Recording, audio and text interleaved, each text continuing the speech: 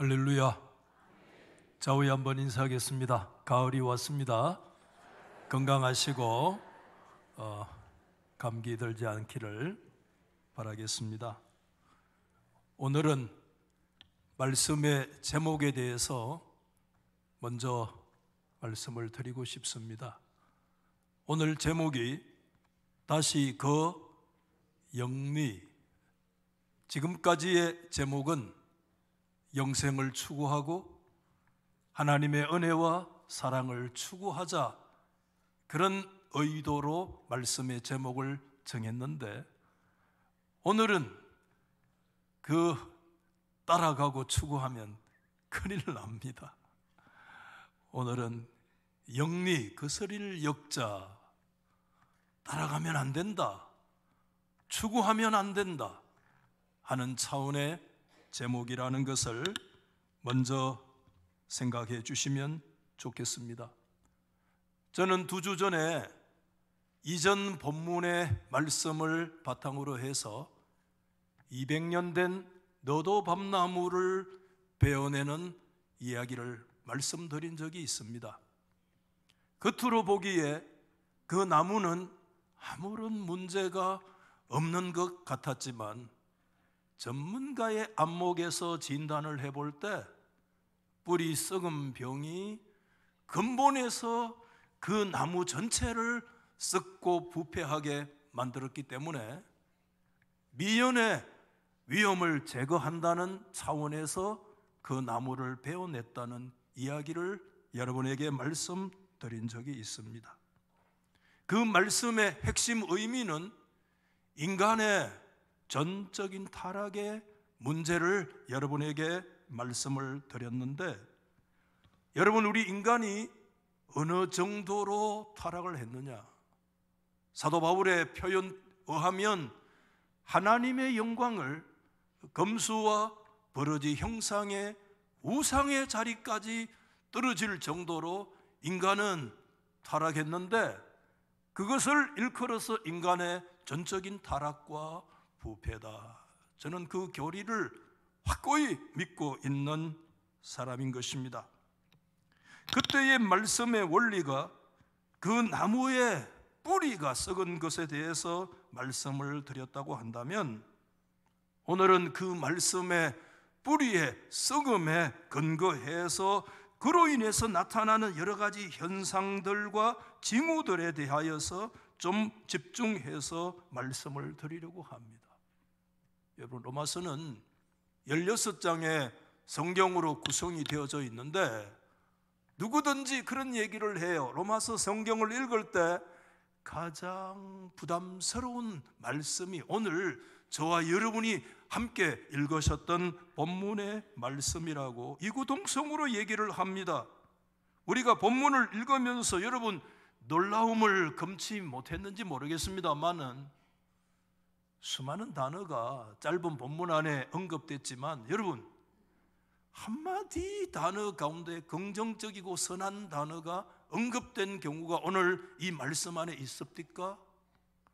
한 말씀과 단어도 선한 것은 오늘 본문 성경 안에 찾아볼 수 없는 인간의 타락된 모습을 말씀해 주고 있는데, 우리는 도대체 인간은 어떻게 이와 같이 타락하게 되어졌는가? 우리는 그 질문에 답을 알고 있습니다. 그것은 인류라고 하는 나무가 그 근원에서부터, 그 뿌리에서부터 철저하게 부패하고 썩었기 때문입니다. 바울은 여러분 오늘 그것을 다른 표현으로 오늘 28절에서 이렇게 또다시 표현을 해주고 있는데, 여러분 한번 말씀을 보시면, 또한 그들이 마음에 누구를요?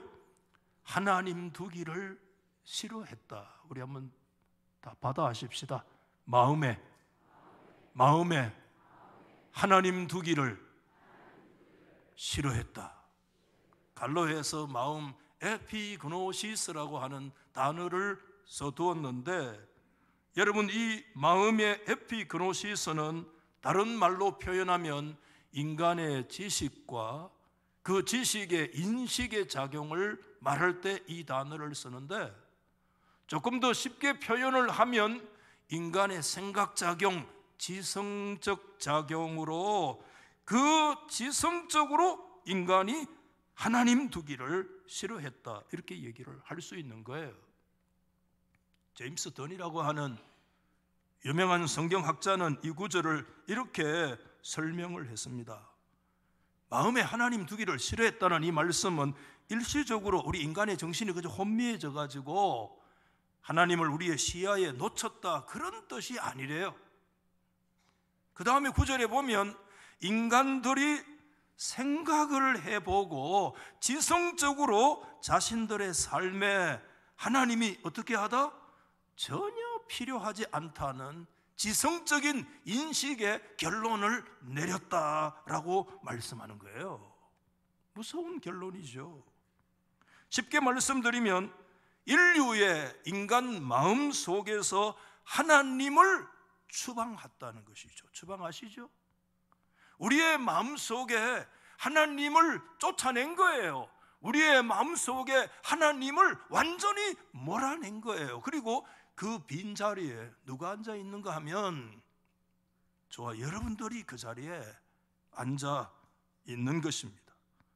더 이상 하나님의 간섭을 받지 않겠습니다.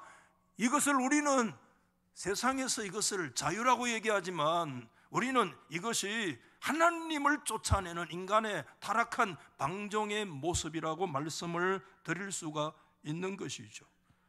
인간의 마음 속에서 하나님을 내몰고 나서 그때부터 마음껏 우리의 자유를 누리겠다라고 말씀하는 거예요. 20세기에 유명한 실존주의 철학자, 그러면 누구든지 누구를 얘기하느냐 하면 사르트르라는 사람을 얘기합니다. 유명한 실존주의 철학자잖아요. 그 철학의 자전적인 작품이 이름이 뭐냐? 말이라는 제목의 자전적인 작품에 의하면 자기 자신이 어떻게 무신론자가 되어졌는가에 대해서 소상하게 솔직하게 고백을 하고 있어요. 별일도 아니에요. 어릴 적에 어른들에게 꾸중을 들을 만한 어떤 큰 일을 저질렀던 거예요. 무슨 일인지는 모르겠어요. 그래서 그거 자기만 알고 있는 거야.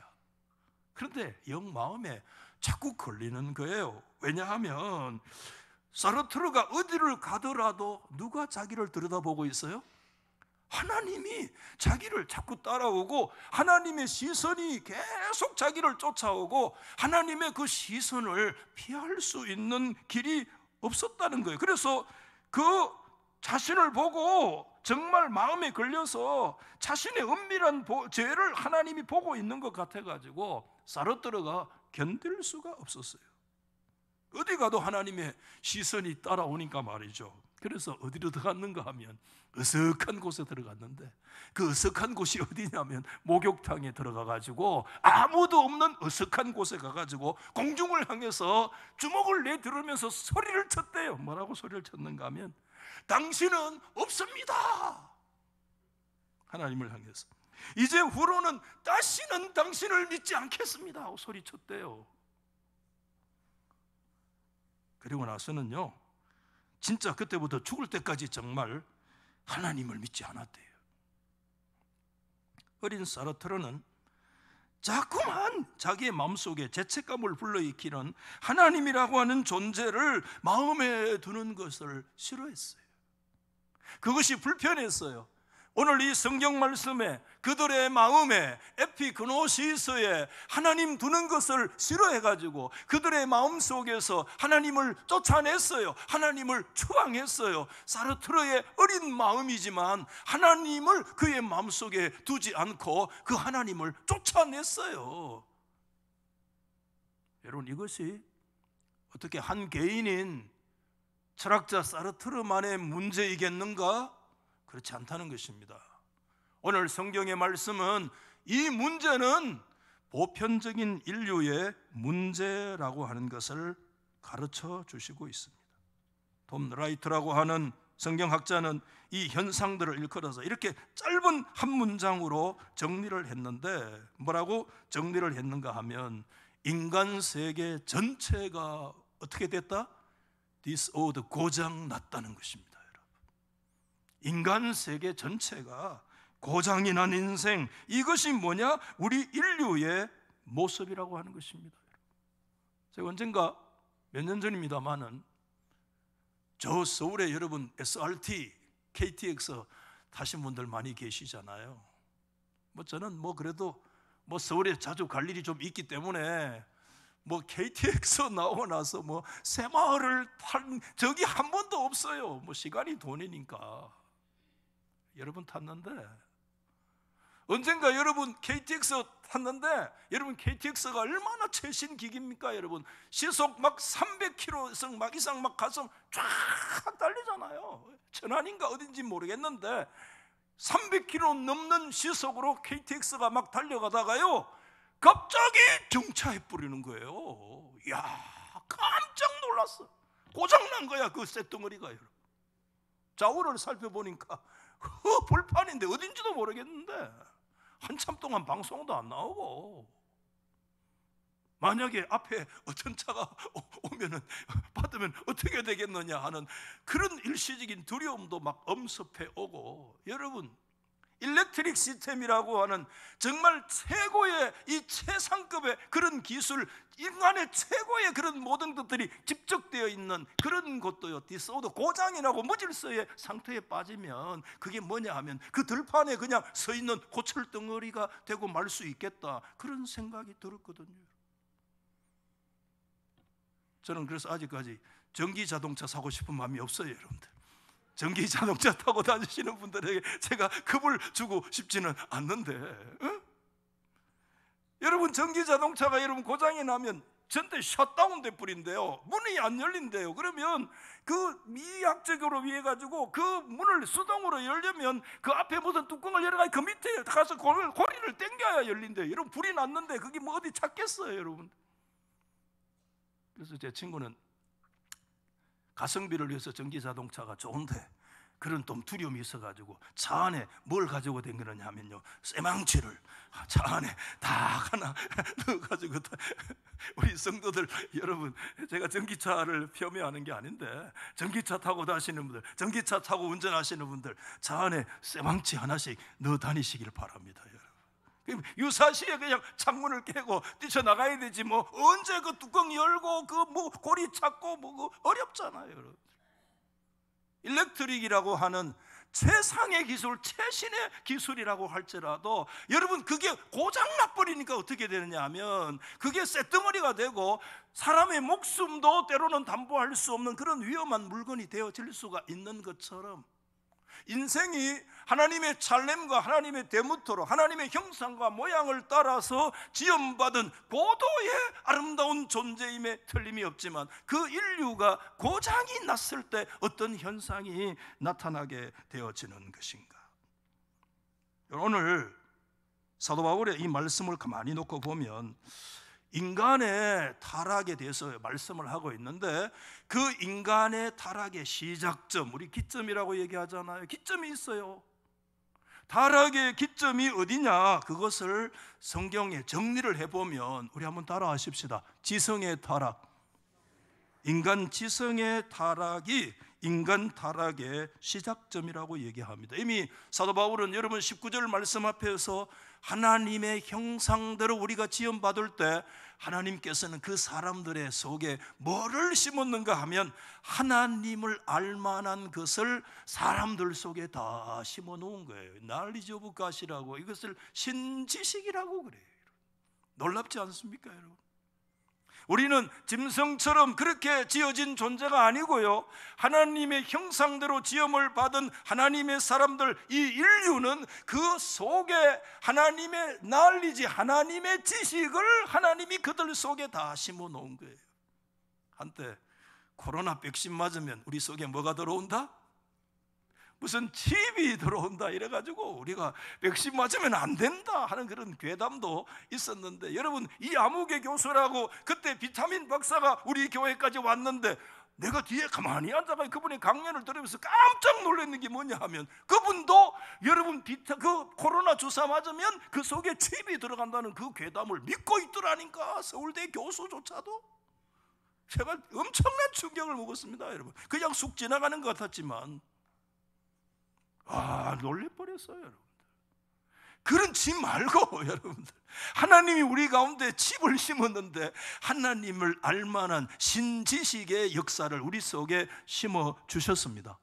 그래서 21절에 바울은 이미 하나님을 알되, 하나님을 안다는 거야, 인생들이.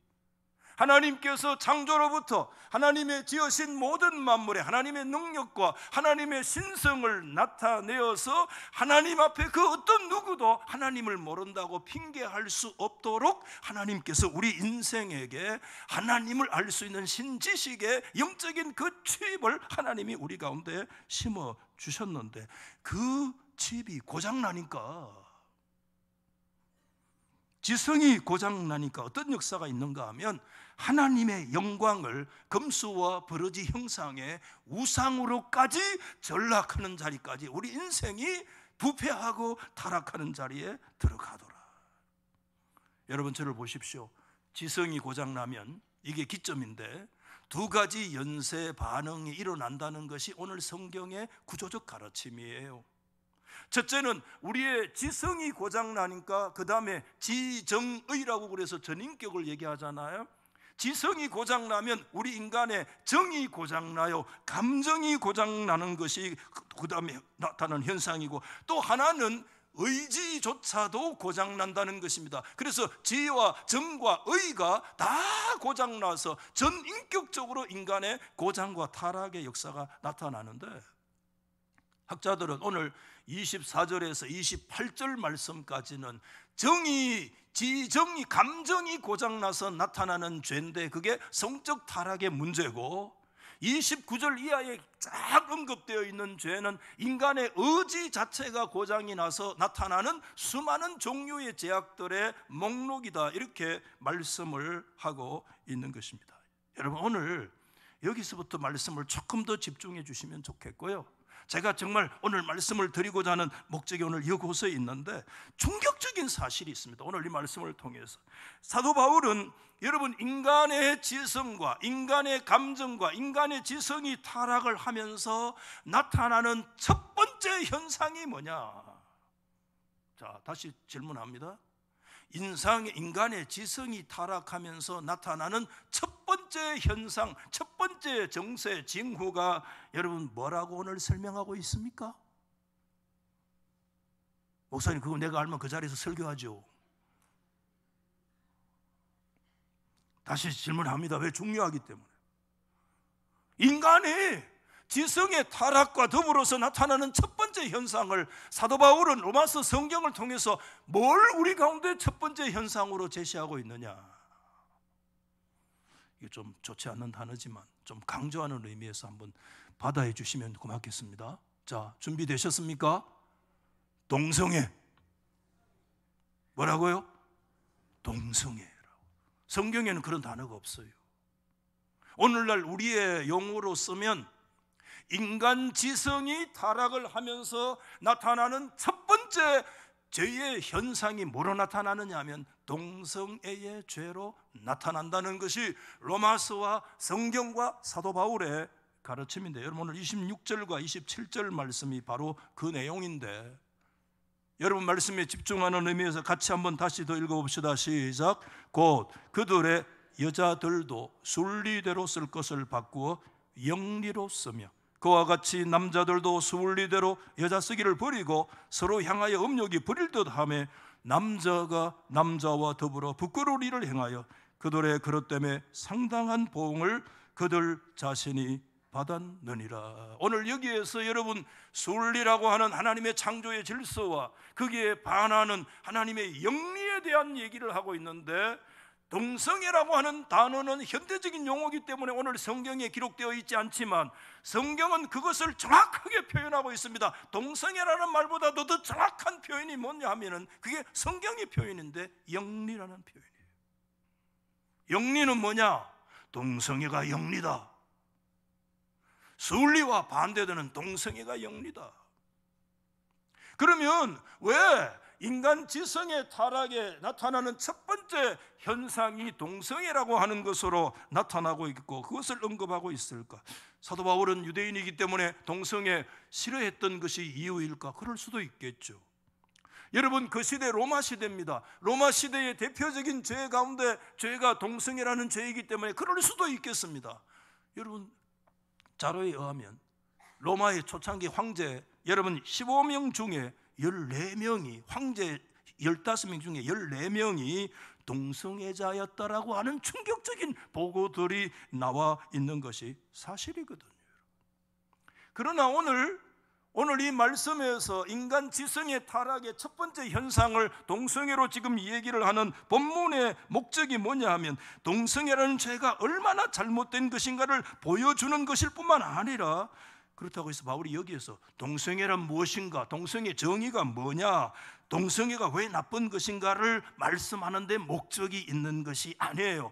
오늘 이 말씀에서 바울이 동성애를 다루는 핵심과 요점이 어디에 있느냐, 이렇게 한 문장으로 요약해서 말할 수 있는데, 이것은 남성과 여성이 하나님의 창조된 원 목적과 다르다는 것을 말하기 위해서 이 얘기를 하는 거예요. 남성과 여성이 하나님께서 창조하신 그 원래의 목적이 있는데 그 하나님의 원 목적에서 디스오더, 고장난 거야, 무질서한 상황 속에 빠져 있는 거예요. 여러분, 한 개인의 모습을 바울이 말하려고 하는 것이 아니라 바울은 인류 전체의 모습을 얘기하는데, 야, 저기에 저런 메스꺼운 짓거리를 하는 예외적인 인간들이 있다, 이걸 말하려고 하는 것이 아니라 남성과 여성의 결합이라는 창조주 하나님의 의도에 대한 명백한 왜곡에서 왜곡이 세상에 벌어진다는 이 사실, 온 인류 전체가 본성을 왜곡하는 우상 숭배의 죄에 빠져 있는 것을 가르쳐 주기 위해서 오늘 이 말씀을 우리 가운데 주신 거예요. 톰 라이트라고 하는 성경학자는 이것을 이렇게 한 문장으로 정리를 했습니다. 동성애라고 하는 것은 인간 세계 전체가 고장났음을 말해주는 표지다, 말 바꾸면 지표다, 그런 뜻입니다. 저는 생물학을 전공한 적이 있는데 환경신학이나 생물에 가면 여러분 유명한 말이 있어요. 지표생물이라는 것이 있어요. 지표생물. 그 지표생물은 그 지역과 그 환경의 오염도를 측정할 수 있는 기준이 되는 생물을 지표생물이라, 기준생물이라는 뜻이에요. 아니, 그 생물이 그곳에 살고 있느냐 살지 않느냐에 따라서 그 강이, 그 도시가, 그 지역이 얼마나 오염되어졌는가를 측정할 수 있는 것이 지표예요. 저는 오늘 동성애의 첫 번째 특징이 뭐냐 하면, 따라하십시다. 동성애는 죄 중에 지표의 죄다, 표지의 죄다는 사실을 사도 바울이 말씀하고 있는 거예요. 동성애가 나타났다는 것은 뭘 얘기하느냐, 인간의 영적인 환경이 지금 얼마나 타락하고 오염되어 있는가를 보여주는 하나의 영적인 지표인데, 그 지표의 죄 중에 첫 번째 죄가 뭐냐 하면 그게 동성애라고 하는 죄라는 것을 오늘 성경적으로 저는 들여다보니까 그래요. 제가 이거를 우리가 잊어버리면 안 돼요. 오늘날 우리가 얘기하는 동성애라고 하는 것은 흔히 세 가지 개념을 묶어서 동성애라고 얘기하는데, 첫 번째는 뭐냐 하면 자꾸 내 마음이요, 여러분 내가 남자인데 내 마음이 자꾸 누구에게 끌려요? 남자에게 지속적인 끌림이, 그에게 성적 매력이 있는 이 문제가 동성애의 첫 번째 문제예요. 두 번째는 그것이 마음으로만 끌리는 것으로 중단되지 않고 그것이 행동으로 옮겨져서 그 동성 간의 성적 관계가 맺어지는 것을 얘기해요. 그리고 또 한 가지, 세 가지는 뭐냐 하면 자신을 동성애자로 인정하려고 하는 성정체성을 가지는 것을 일컬어서 동성애라. 어느 날 내가 남자인데 가만히 생각해 보니까 내가 뭐 같아? 여자 같던 거야. 이게 성정체성이라고 얘기를 하는데, 성적인 끌림과 그 끌림으로 인한 성적 관계와 그로 인해서 성적인 정체성, 이 세 가지 개념을 일컬어서 우리는 오늘날 동성애라 이렇게 흔히 얘기를 하고 있습니다. 그렇기 때문에 이렇게 얘기하는 거예요. 항변을 하는데, 아니 말이야, 나는 그렇게 하고 싶지 않을 수도 있는데 자꾸 내 마음에 그런 어떤 애트랙션이 있다는 거야. 매력이 자꾸 끌린다는 거야. 내 안에 그런 게 생기는데 어떻게 해? 이렇게 하면서 인정해줘. 무시하지 마. 우리의 권한을 인정해. 막 이래 막 나오는 거예요. 여러분, 그거 아니에요? 지금까지 여러분 동성애에 대한 연구를 쭉 하면서 그게 아니다라고 하는 세 가지 전제가 이미 밝혀졌어요. 세 가지 전제가. 첫 번째 전제 1이 뭐냐 하면, 여러분, 동성애와 관련된 그런 우리 인간의 유전자는 존재하지 않는다는 것입니다. 유전자는 존재하지 않아요. 1993년에 40가계의 대상으로, 여러분, 인간의 염색체, 성염색체는 남자는 XX고 여자는 X 뭐죠? Y라고 하는 염색체를 가지고 있습니다.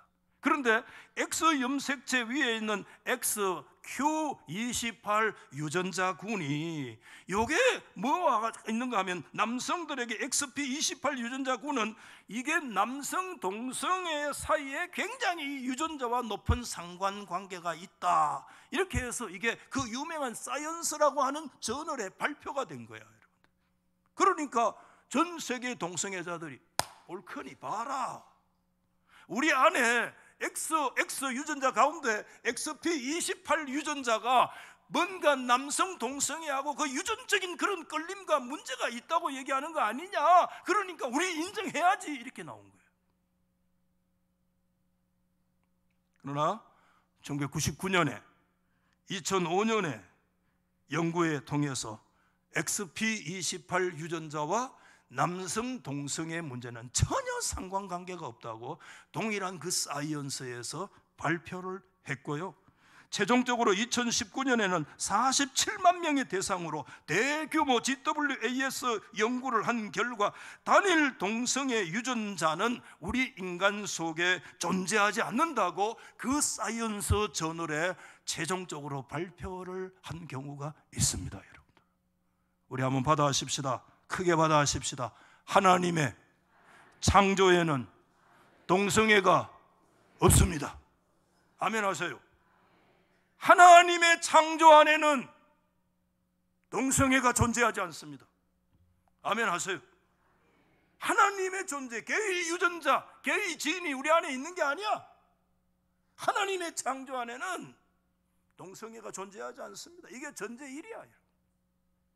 전제 2가 뭐냐 하면, 동성간 성행위자를 사람들 흔히 뭐라고 얘기하죠?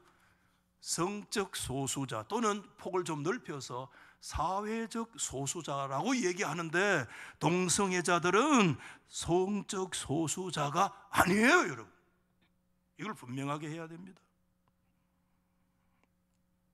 여러분, 우리가 동성애를 반대하는 것은, 여러분, 그 동성 간의 성행위에 대해서 우리가 뭘 얘기하느냐? 가치를 생각할 때 가치적인 판단에 의해서 우리가 반대를 하잖아요. 그렇죠? 그 도덕적인 관념에도, 우리는 더 나아가서 성경적인 관념에, 하나님의 창조의 신학에서 모든 면에서 동성애를 우리가 반대하는 것, 가치적 판단 개념인데, 뭐라고 얘기하느냐 하면, 우리는 마이너리티, 우리는 소수 아이가, 소셜 마이너, 사회적인 소수니까 너희들 머저리티, 너희들 다수파 아니야? 그렇기 때문에 성적인 우리 소수자들을 당신들 보호해야 되지. 당신들이 다수파가 우리 소수파를 그렇게 횡포를 한다. 다수파의 횡포라고 하는 뉘앙스가 이미 은연중에 이 성적인 소수자라고 하는 말 속에 들어와 있다는 거예요. 사회적인 소수자라는 단어 속에 이 뉘앙스가 이미 들어와 있다는 거예요. 여러분들, 우리는 이걸 반대합니다. 여러분, 사회적인 약자가 있습니다. 가난하고 외롭고 홀로 되고 병들고 사회적인 약자가 있습니다. 그러나 동성애자는 사회적인 소수자가 아닙니다. 성적인 소수자가 아닙니다. 우리는 성적 소수자라고 얘기해서는 안 되고, 한번 분명히 따라하십시다. 동성애자는 부도덕 행위자다. 성적 소수자가 아니고 부도덕 행위자라고 하는 사실을 하나님 앞에서 우리 그리스도인들은 분명하게 천명하는 자세가 필요한 것입니다. 아멘입니까? 그리고 전제 세 번째가 있는데, 그게 동성간 성행위는 뭐가 끌리고 뭐 이런 게 아니고 부도덕한 성적인 만족 행위에 불과한 것이다 라고 하는 것을 분명하게 하나님 앞에서 언급해야 되는 것입니다.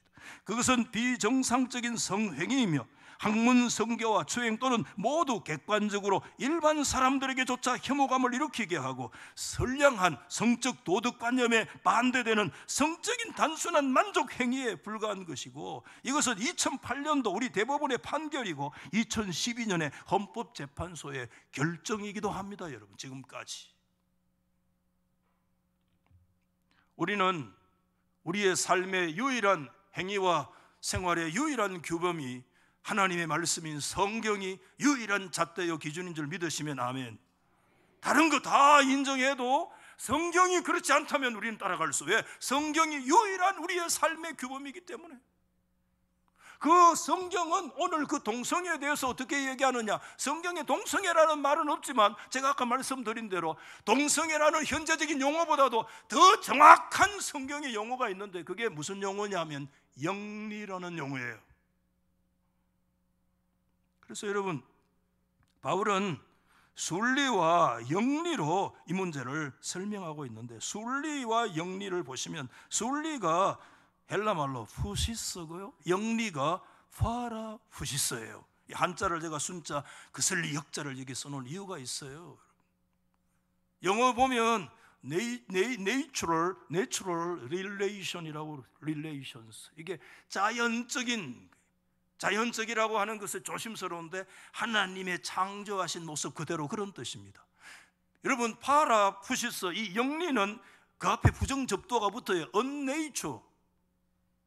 그래서 여러분, 푸시스, 순리는 하나님이 창조하신 네이처, 자연의 모습이라고 하면, 여러분 파라 푸시스 영리는 against nature입니다. 하나님이 창조하신 그 창조의 against, 거슬리는 것을 우리는 성경에서 뭐라고 얘기하느냐면 영리라고 얘기했습니다. 영어 성경에도 unnatural relation이라고 성경에 분명하게 얘기를 하고 있고요, 파라푸시스라고 하는 거 우리 성경 번역이 탁월해요. 영리, 하나님께서 창조하신 그 순한 창조의 이치에 순리가 아니고 이건 영리야.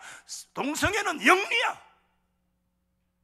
우리 달서교회 성도들, 동성애는 영리라. 오늘 이 성경적 가르침이 저와 여러분 속에 새겨지기를 주의 이름으로 축복합니다. 어떤 사람들은 이 성경 해석을 오늘날 시대에 맞추어서 해석해요. 무르게 성경 해석해요. 이게 오늘 성경 말씀이 동성애를 그렇게 매도하는 그런 말씀의 구절이 아니다. 그래서 대충 얼버무려 타협하고 지나가려고 하는데 아니라는 거야.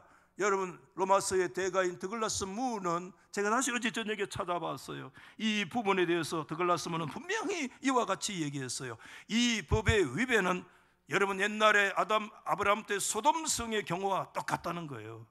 하나님의 뜻을 거스리는 것으로 간주된 것이고, 영리는 자연의 거스리는 성범죄요, 하나님께 패역하는 죄이며, 바울이 지금 오늘 순리에 우리에게 호소하는 것은 하나님의 창조 질서에 호소하는 것이 포함되어 있다고 정확하게 얘기하고 있어요.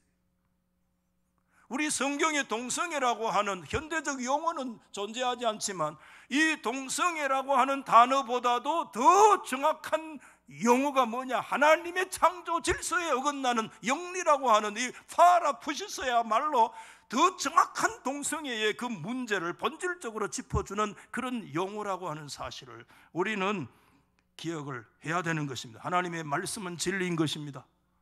여러분, 말씀은 정확합니다. 용어와 표현은 다를 수 있어도 그 내용의 본질로 들어가면 성경은 정확하게 그 본질을 얘기하는데, 동성애는 뭐냐? 하나님의 창조의 질서를 거스리는 성범죄고 하나님 앞에 패역한 것이다. 그렇게 얘기하고 있는 거예요. 여러분, 현실은요, 사실 전 세계는 이미 이 동성애 문제와 에서 이미 패배하고 말았어요. 영적 싸움에서. 동성애는 이미 말할 것도 없고요, 이제는 동성 간의 결혼을 합법화하려고 하는 일들이 계속해서 추진되고 있습니다. 영국은 여러분 2010년도에 무슨 법이냐면, 이 법이 이름이 조심해야 돼요. 평등법. 좋잖아요, 이름. 우리 기독교 평등 주장하는 종교 아닙니까? 평등법이라고 하는 이름으로 여러분 유럽의 영국이 2010년도에 동성혼을 합법화했습니다.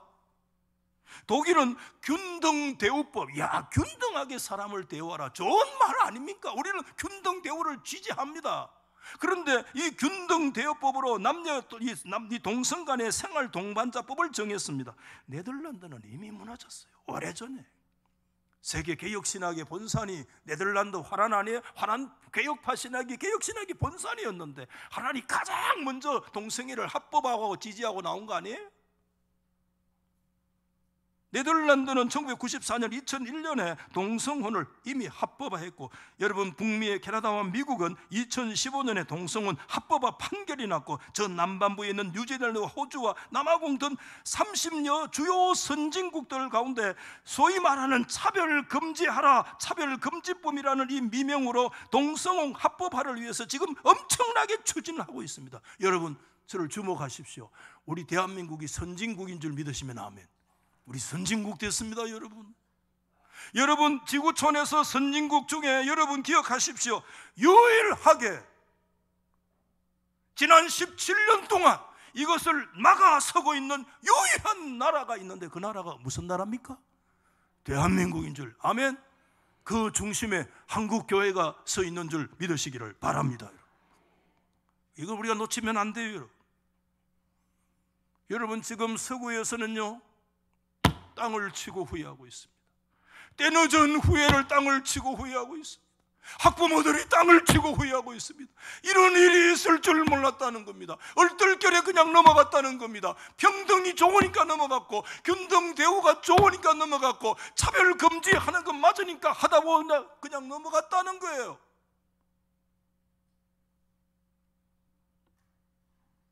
때늦은 후회를 하지만 이 세계적인 대세를 돌이키기가 어려워요. 그렇지만 여러분 여전히 이제 깨어있는 세계의 서구의 사람들이 반젠더, 반동성애 운동이 지금 확산되어지고 있습니다. 여러분 프랑스의 같은 나라 2013년에 프랑스에 여러분 동성혼이 합법화됐거든요. 13년에. 그 이후에 동성혼 반대 및 젠더 교육 폐지 운동이 프랑스에 전국적으로 일어나고 있습니다. 젠더 교육 아십니까? 지금 대한민국에 여러분 성교육 교과서를 여러분 보신, 오늘 교과서 그림 한번 보여주려고 하다가 지금 다 집에 가버릴까 봐 내가 그림을 지금 못 보여줍니다. 기가 찹니다, 여러분. 이 젠더 교육을 반대한다고 프랑스의 지성들이 깨어나서 반대하고 있어요. 헝가리, 남미 등 카톨릭 국가의 반동성애 운동이 일어나고 있습니다. 2018년 페루 같은 데서 대규모 운동이 일어났습니다. 유럽에서는 어젠다 유럽이라는 조직적인 저항이 일어나고 있고, 여러분 유니세프라고 하는 유엔의 산하단체가 이 동성애를 자꾸 지지하는 그런 방향으로 몰아가는데, 유니세프를 항의하는 학부모 단체가 일어나고 있습니다. 프로패밀리 NGO 단체들이 유엔에서 싸우고 있고요. 1997년에 미국에서는 조직된 국제가족기구라는 조직을 통해서 이것을 반대하고 있고요. 2022년 지난해에 미국의 16개 주에서 젠더 교육 금지법이 제정됐습니다, 여러분. 미국에서. 그러나 여러분 빙산의 일각입니다. 지금은 여러분 세계는 한국을 주목하고 있습니다. 한국 교회를 특별히 주목하고 있습니다. 자신들은 평등, 균등, 차별 금지하다가 다 넘어갔는데 한국만은 절대 넘어가서는 안 된다. 이때 아멘 하면 해야 안 돼요. 한국만은 넘어가서는 안 된다. 그 일들의 중심에 한국 교회가 그 역할을 감당해야 된다. 우리는 얼떨결에 넘어갔는데, 넘어가서 땅을 치고 후회하는 일들이 일어날 줄도 모르고 지나갔는데, 한국은 이제 이 최후의 보루가 되어 지켜라. 여러분 한국은 동성애와 동성혼 합법화를 위한 제도화와 법 제정에 대해서 끊임없이 시도하고 있어요. 정치적인 지형이 이미 기울어진 듯한 굉장히 위험한 상황 속에 놓여 있습니다. 지금 우리 국민들이 정신을 차려야 합니다. 그런 것을 지지하는 사람을 국회로 보내서는 안 됩니다. 여러분, 이것을 막아서는 지구촌의 유일한 국가로 우리 한국교회와 우리 대한민국이 될 수 있기를 주님의 이름으로 축복합니다. 여러분, 우리가 차별금지법이라고 하는 이 미명하에 일어나는 미혹과 이 유혹을 성경과 기도의 역사로 우리는 이겨내야 할 상황에 직면해 있습니다. 목사님, 차별 금지하는 거 좋은 거 아니에요? 맞아요. 여러분, 설명을 들어보십시오. 개별적인 차별 금지가 있어요. 그건 우리 반대합니다. 여러분, 인종차별해서는 안 되죠. 아멘이죠. 여성차별해서는 안 되죠. 장애인 차별해서는 안 돼요. 어떤 특정한 것을 개별적으로 차별하는 거 우리 기독교가 앞장서서 반대합니다. 그러나 여러분, 포괄적 차별 금지라고 하는 사실에 대해서 여러분 깊은 관심을 가져야 돼요. 이 포괄적인 특정한 것이었고 추상적이고 범위가 광범위한 거예요. 귀에 걸면 귀걸이요, 코에 걸면 코걸이야. 이거는 여러분, 예를 한번 들어볼게요. 저는 남자입니까 여자입니까? 왜 웃노? 제가 남자입니까 여자입니까? 그래서 저는 오늘 막 설교하고 내려가서 지금부터 막 저는 여자로 살락합니다. 미쳤나 이까마? 그거 차별 금지야. 내 성적 정체성이 오늘부터 나 여자로 살고 싶은데, 그러면 차별하면은 그게 뭐가 걸려요? 포괄적인 차별 금지법에 걸려요. 아니, 군대가 가기 싫어 청년이.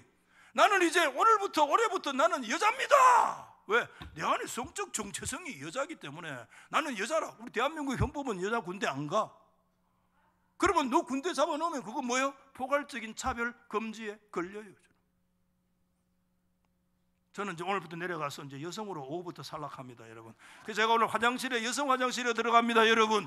여러분, 저를 막지 마십시오. 저를 막으면 여러분 차별금지법에 걸려요.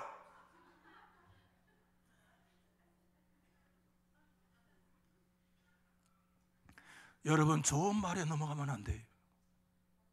겉으로 보면 차별금지법은 좋은 말입니다. 기독교의 정신 같습니다.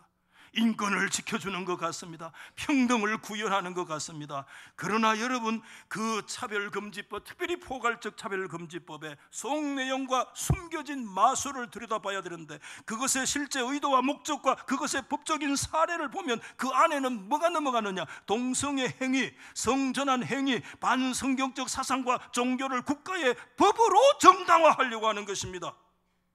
만약에 제가 오늘처럼 성경적으로 동성애, 성전환, 여러분 이단의 종교를 내가 반대합니다라는 메시지를 전하면 저는 포괄적인 차별금지법에 걸려서 인권 침해가 되어져 가지고요, 저는 걸려 들어갑니다. 여러분, 포괄적인 차별금지법은 무서운 악법이요, 무서운 독재법인 줄 믿으시기를 바랍니다. 굉장히 좋은 법 같지만 그거는 독재적 법이요, 악법입니다. 이걸 기억해야 됩니다. 제가 여러분 실상에 대해서 설명 더 드리면 좀 시간 같습니다만은 영상 2분 30초짜리 보는 거 가시면 이해하세요. 빨리 마치기를 원하는 아멘이 시원찮네. 한 번 더 묻게 가시면 이해하세요. 한번 틀어주세요. 최근 논란이 되고 있는 동성애 갈등이 교계로까지 번지고 있습니다. 동성 결혼을 찬성한 교단의 반대의 뜻을 나타낸 일부 한인 목사들이 파면당하는 일도 발생하고 있습니다. 이두현 기자의 보도입니다. LA 지역의 한 교회에서 담임 목사를 맡아온 강현중 목사. 최근 교단으로부터 파면을 당해 7년 동안 몸담았던 교회를 떠나게 됐습니다. 동성 결혼을 받아들인 교단의 뜻을 거슬렀다는 이유에서입니다. 동성애 이슈가 동성애 이슈를 통해서 교단 분리 문제가 대두가 되었잖아요. 어차피 우리 교인들이 투표했다는 것, 또 우리 교인들의 성향과 담임 목사인 제 성향을 다 알고 있는 상태에서 파송 중지, 쉽게 얘기하면 해고, 파면인 거죠. 그 통보를 하고 우리 교회를 6월 30일까지 있다가 떠나라는 그런 통보를 받았어요. 미국의 주요 교단에 속하는 연합감리교회는 최근 동성 결혼에 찬성의 뜻을 밝히면서 교단에 소속해 있는 일부 교회와 갈등을 빚고 있습니다. 갈등이 심각해지자 교단 측의 뜻을 거부한 목사를 예배 중간에 파면하는 일까지 벌어졌습니다. What kind of your address? Huh? Just 1 minute? Yeah, and I know he has been here for a long time and has done good ministry here. But the bishop feels that at this point in time, starting July 1st, he will be your new pastor here. Okay? Okay. If you sit down, I will close. 그리고 이제 저희 교회 같은 경우는 이제 교단 탈퇴를 결정했어요. 3분의 2 이상 79%가 찬성을 해서 결정을 했는데, 담임 목사님, 저희 20년 동안 같이 신앙생활하고 아무 문제 없이 잘 지내시던 분을 이제 하루아침에 예고도 없이 이제 이달 말로 해고를 조치를 취했는데, 캐나다는 세계에서 4번째로 2005년 7월에 동성혼 합법화를 진행한 나라입니다. 불과 15년이 지났을 무렵에 기독교 주요 교단들이 교리를 바꾸면서까지 동성혼을 합법화했고 성직자에 대한 안수까지 허용하게 되었습니다. 이전에 반대하던 목회자들은 정작 법안이 통과되자 약 10%에 해당되는 목회자들과 교회만이 탈퇴를 하게 되었습니다. 불이익이 발생하게 되기 때문인데요. 연금 혜택과 보험 혜택이 없어졌습니다. 또한 교회는 교회 이름을 더 이상 사용하지 못하고 또 숟가락 하나도 가지고 나오지 못하는 결과가 발생을 하였습니다. 더 큰 문제는요, 합법화에 대한 통과 이후에 총회의 지시사항이었습니다. 각 교회에서는 더 이상 성도 간에 남성, 여성형으로 대하지 마라. 또 무성애자들을 위한 화장실을 설치하라. 화장실은 남녀 공용으로 사용하도록 하라 였습니다. 뿐만 아니라 하나님을 더 이상 남성형으로 부르지 마라 라는 것이었습니다. 이것은 주기도문에 나오는 것처럼 하늘에 계신 우리 아버지라는 남성 명사를 사용하지 말라는 것이었습니다. 여러분, 제가 이렇게 설교하면 오늘부로 저는 교회에 해고당한 거예요. 이게 무서운 거예요. 그래서 여러분, 우리 다음 주가 10월 20주일이 세계 종교개혁주일인데, 이 개혁주일을 맞이해서 주일에 복음교회를 떠나서 한 곳에서 예배 드린다는 게 우리의 정서상 매우 어렵잖아요. 그럼에도 불구하고 한국교회가 비상이다. 그래서 서울 광화문에 모이자. 200만 명 정도 모여서, 물론 데모적인 성격도 좀 있습니다만은 그래도 하나님께 우리가 연합 예배를 드리고 하나님 앞에 기도해서 하나님의 도움을 구하자. 한국교회와 한국은 동성애와 동성혼 합법화, 포괄적인 차별 금지, 이 악법과 이 독재법을 우리는 결코 찬성할 수 없고 하나님의 말씀과 성경의 가르침에 우리는 지지할 수 없다는 분명한 사상을 우리가 천명하기를 원합니다. 여러분, 전부 다 가면 좋은데 왜 다 갑니까? 서울까지. 그래서 다음 주에는 우리 교회 대형버스 한 대를 서울로 파송하려고 합니다. 그래서 좀 각 기관의 대표자들이라든지 한 40여 명 안쪽으로 좀 이렇게 해서, 우리 다 가지는 못하지만 그래도 가서 우리의 의지와 우리 교회의 내용들을 좀 천명하고 하나님 앞에 도움을 구하고 예배하는 이와 같은 일들에 우리가 참여하기를 원하면서 이 일에 우리가 기도해 주시기를 당부의 말씀을 드립니다. 여러분, 말씀을 정리하면서 동성애의 죄는 죄 중에 지표의 죄라고 얘기했는데 한 가지 더 있어요. 받아하십시다. 동성애는 죄의 대문이다. 이 두 번째 특징이야.